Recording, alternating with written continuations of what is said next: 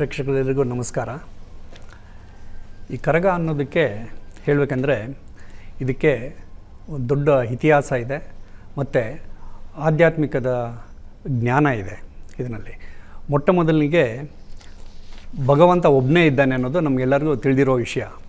ಪರಮಾತ್ಮ ಒಬ್ಬನೇ ಇದ್ದಾನೆ ಅಂತ ಹೇಳಿದ್ರೆ ಅವನು ಈ ಸೃಷ್ಟಿಯನ್ನು ಸ್ಥಾಪನೆ ಮಾಡಿದಂಥವನು, ಅವನೇ ಮೂಲ ಪುರುಷ. ಆ ಮೂಲ ಪುರುಷ ಏನಿದ್ದ ಅವನಲ್ಲಿ ಸರ್ವಶಕ್ತಿಗಳು ಇದೆ. ಅವನು ಸರ್ವಶಕ್ತಿವಾನ್ ಆಗಿದ್ದಾನೆ, ಸುಪ್ರೀಂ ಆಲ್ಮೈಟಿ ಅಥಾರಿಟಿ ಆಗಿದ್ದಾನೆ.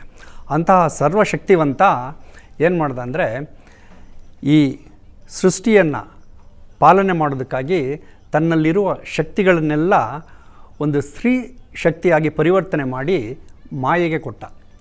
ಸ್ತ್ರೀ ಶಕ್ತಿನೇ ಭಗವಂತನ ಸ್ತ್ರೀ ಶಕ್ತಿ ಇದೆಯಲ್ಲ, ಅದನ್ನು ಮಾಯೆ ಅಂತ ಕರೀತಾರೆ ಅಥವಾ ಶಿವಶಕ್ತಿ ಅಂತ ಕರೀತಾರೆ. ಈ ಶಿವಶಕ್ತಿ ಅಂತ ಏನಿದೆ ಅದು ಸ್ವಯಂ ಭಗವಂತನಿಂದ ಬಂದಂತಹ ಶಕ್ತಿ. ಈ ಶಕ್ತಿಯಲ್ಲಿ 3 ವಿಧವಾದ ಶಕ್ತಿಗಳಿದೆ.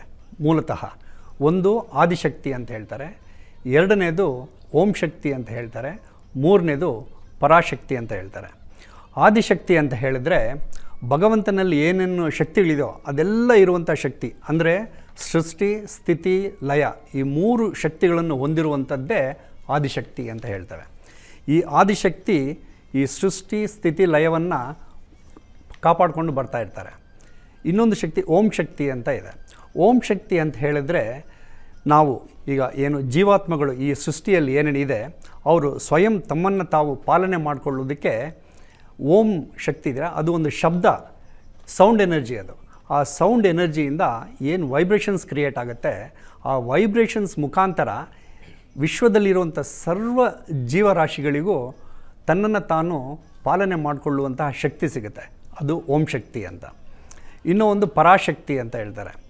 ಪರಾಶಕ್ತಿ ಅಂತ ಹೇಳಿದ್ರೆ ಈ ಜೀವರಾಶಿಗಳು ತನ್ನ ನಿತ್ಯ ಜೀವನದಲ್ಲಿ ಯಾವುದೋ ಒಂದು ಸನ್ನಿವೇಶವನ್ನು ಎದುರಿಸಬೇಕಾಗಿ ಬಂದಾಗ ಆ ಸನ್ನಿವೇಶವನ್ನು ಎದುರಿಸಲು ಅವರು ಸಶಕ್ತರಾಗಿರುವುದಿಲ್ಲ, ಅವರಲ್ಲಿ ಆ ಶಕ್ತಿ ಇರೋದಿಲ್ಲ. ಆಗ ಆ ಶಕ್ತಿಯನ್ನು ಪಡೆಯಲಿಕ್ಕಾಗಿ ಅವರು ಸ್ವಯಂ ಆದಿಶಕ್ತಿಯನ್ನು ಬೇಡ್ಕೊಳ್ತಾರೆ. ಸೊ ಆ ಆದಿಶಕ್ತಿಯನ್ನು ಬೇಡ್ಕೊಂಡಾಗ ಅವರಿಂದ ವಿಶೇಷವಾದ ಶಕ್ತಿಗಳು ಇವರಿಗೆ ಆಹ್ವಾನ ಆಗುತ್ತೆ, ಇವರು ಶಕ್ತಿಶಾಲಿ ಆಗ್ತಾರೆ. ಆ ಶಕ್ತಿಯಿಂದ ಇವರು ಎಲ್ಲಿಗೆ ಬರುವಂತಹ ವಿಘ್ನಗಳನ್ನ ಎದುರಿಸುವ ಶಕ್ತಿ ಸಿಗುತ್ತೆ. ಸೊ ಆ ಶಕ್ತಿನ ಪರಾಶಕ್ತಿ ಅಂತ ಹೇಳ್ತಾರೆ. ಸೊ ಈಗ ನಾವು ಕರಗ ಅಂತ ಏನು ಹೇಳ್ತಾ ಇದ್ದೇವೆ, ಈ ವರ್ಷಕ್ಕೊಮ್ಮೆ ಮಾಡುವಂಥ ಕರಗ ಏನಾಗಿದೆ ಅಂದರೆ ಭಗವಂತ ಯಾವಾಗ ಈ ಭಾರತದಲ್ಲಿ ಅಧರ್ಮ, ಅನ್ಯಾಯ, ಅಕ್ರಮ, ಅನ್ಯಾಯ ಜಾಸ್ತಿ ಆಗುತ್ತೋ ಆಗ ಧರ್ಮವನ್ನು ಸ್ಥಾಪನೆ ಮಾಡಲು, ಶಿಷ್ಟರನ್ನು ಪರಿಪಾಲನೆ ಮಾಡಲು ಈ ಧರೆಗೆ ಇಳಿದು ಬರ್ತಾರೆ. ಈ ಧರೆಗೆ ಇಳಿದು ಬರುವಾಗ ಅವರು ನಿರಾಕಾರ ಆಗಿರ್ತಾರೆ. ಅವರ ರೂಪ ಏನಿದೆ ಅಂದರೆ ನಮ್ಮಂತಹ ಸ್ಥೂಲ ಶರೀರ ಇರೋದಿಲ್ಲ, ಅವರು ನಿರಾಕಾರ ರೂಪದಲ್ಲಿರ್ತಾರೆ. ಅವರು ಅವ್ಯಕ್ತ ಆಗಿರ್ತಾರೆ. ಅವರು ಅಭೋಕ್ತ, ಅಕಾಯ, ಅಶರೀರಿ, ಅಜನ್ಮ, ಅಯೋನಿಜ, ಮೃತ್ಯುಂಜಯ ಆಗಿದ್ದಾರೆ. ಅಂತಹ ಭಗವಂತ ಈ ಧರೆಗೆ ಬಂದಾಗ ಅವರಿಗೆ ರೂಪ ಇರೋದಿಲ್ಲ. ಆ ರೂಪ ಇಲ್ಲದೇ ಇದ್ದಾಗ ಅವನ್ನ ನಿರಾಕಾರ ರೂಪ ಅಂತಾರೆ, ನಿರ್ವಿಕಾರಿ ಅಂತ ಹೇಳ್ತಾರೆ, ನಿರಹಂಕಾರಿ, ನಿಸ್ವಾರ್ಥಿ, ನಿರ್ವೈರಿ, ನಿರ್ಭಯ, ನಿಸ್ವಾರ್ಥಿ, ನಿರ್ದೋಷಿ ಅಂತ ಹೇಳ್ತಾರೆ. ಇಂತಹ ಪರಮಾತ್ಮ ಈ ಧರೆಗೆ ಇಳಿದು ಬರ್ತಾನಲ್ಲ, ಬಂದಾಗ ಅವನು ಒಂದು ಜ್ಯೋತಿ ಸ್ವರೂಪದಲ್ಲಿ ಇರ್ತಾನೆ. ಎ ಪಾಯಿಂಟ್ ಆಫ್ ಲೈಟ್ ಅಂತ ಹೇಳ್ತೀವಿ. ಈ ಆತ್ಮ ಜ್ಯೋತಿಗಳು ಅಂತ ನಾವು ಕರಿತೀವಲ್ಲ, ಈ ಆತ್ಮ ಜ್ಯೋತಿಗಳ ರೂಪದಲ್ಲಿ ಭಗವಂತ ಈ ಧರೆಗೆ ಇಳಿದು ಬರ್ತಾನೆ. ಈ ಧರೆಗೆ ಇಳಿದು ಬಂದಾಗ ಈ ಧರೆಯಲ್ಲಿ ಅವನಿಗೆ ಸಹಕಾರ ಕೊಡಲಿಕ್ಕೆ ಯಾರನ್ನೋ ಒಬ್ಬರು ಇರಬೇಕಲ್ವ. ಅವರ ಶರೀರದಲ್ಲಿ ಸ್ವಯಂ ಭಗವಂತ ಪರಕಾಯ ಪ್ರವೇಶ ಮಾಡ್ತಾನೆ. ಪರಕಾಯ ಪ್ರವೇಶವನ್ನು ಮಾಡಿ ಅವರ ಶರೀರದಲ್ಲಿ ಬಂದು ಈ ಆತ್ಮ, ಪರಮಾತ್ಮ ಮತ್ತು ಈ ಲೋಕಗಳು 18 ಲೋಕಗಳೇನಿದೆ ಈ 18 ಲೋಕಗಳ ಜ್ಞಾನವನ್ನು ಕೊಡ್ತಾನೆ. ಈ 18 ಲೋಕಗಳ ಜ್ಞಾನವನ್ನು ಕೊಟ್ಟು ಅವ್ರನ್ನೆಲ್ಲ ಪರಿವರ್ತನೆ ಮಾಡಿ ವಾಪಸ್ ತಮ್ಮ ನಿಜ ಮನೆಯಾದ ಪರಂಧಾಮಕ್ಕೆ ಕರ್ಕೊಂಡು ಹೋಗ್ತಾನೆ. ಸೊ ಹೀಗೆ ಬಂದಾಗ ಜ್ಯೋತಿ ರೂಪದಲ್ಲಿ ಭಗವಂತ ಇದ್ದ. ಸೊ ಆ ಜ್ಯೋತಿ ಸ್ವರೂಪದಲ್ಲಿದ್ದಂತಹ ಭಗವಂತನನ್ನು ನಾವೇನು ಮಾಡ್ತೀವಿ, ಈ ಧರೆಗೆ ಬಂದಾಗ ಅವ್ರನ್ನ ದೇವಸ್ಥಾನಕ್ಕೆ ಕರ್ಕೊಂಡು ಬರ್ತೀವಿ. ಅಂದರೆ ಭಗವಂತ ಈ ಭೂಮಿನಲ್ಲಿ ಇಲ್ಲ, ಅವನು ಪರಬ್ರಹ್ಮ ಲೋಕದಲ್ಲಿ ಇರುವಂಥವನು. ಆ ಪರಬ್ರಹ್ಮ ಲೋಕದಿಂದ ಈ ಧರೆಗೆ ಬಂದಿದ್ದಾನೆ. ಈ ಧರೆಗೆ ಬಂದವನ್ನ ನಾವು ಆಹ್ವಾನ ಮಾಡಿ ದೇವಸ್ಥಾನಕ್ಕೆ ಕರ್ಕೊಂಡು ಬರ್ತೀವಿ. ಅದಕ್ಕೆ ಒಂದು ಜ್ಯೋತಿ ರೂಪವನ್ನು ಕೊಟ್ಟಿದ್ದಾರೆ. ಭಗವದ್ಗೀತೆಯಲ್ಲಿ ಒಂದು ಶ್ಲೋಕ ಇದೆ.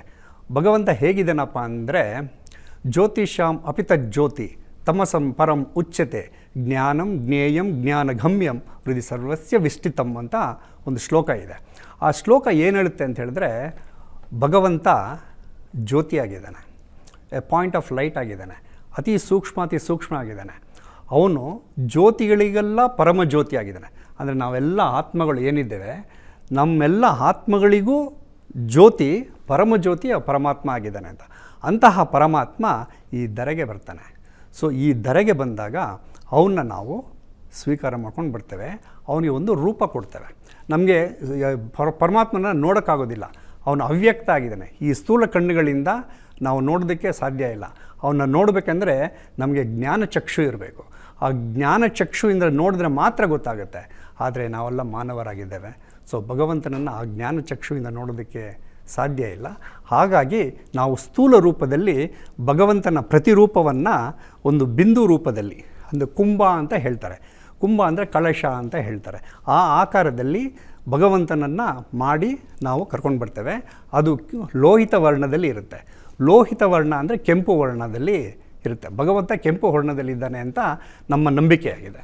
ಸೊ ಆ ಕೆಂಪು ವರ್ಣದಲ್ಲಿ ಇರುವಂತಹ ಕರಗವನ್ನು ಮಾಡಿ ಅದನ್ನು ಊರ ಹೊರಗಡೆಯಿಂದ ನದಿನೋ ಸರೋವರನೋ ಕೆರೆನೋ ಬಾವಿನೋ ಅಲ್ಲಿಂದ ಆಹ್ವಾನ ಮಾಡಿ ಅಲ್ಲಿಂದ ಕರ್ಕೊಂಡು ಬರ್ತಾರೆ. ಅದೇನೇ ಹಸಿ ಕರಗ ಅಂತ ಹೇಳ್ತಾರೆ.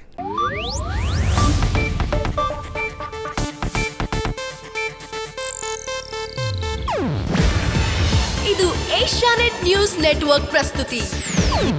ನೀವು ನೋಡ್ತಿದ್ದೀರಾ ಏಷ್ಯಾನೆಟ್ ಸುವರ್ಣ ನ್ಯೂಸ್.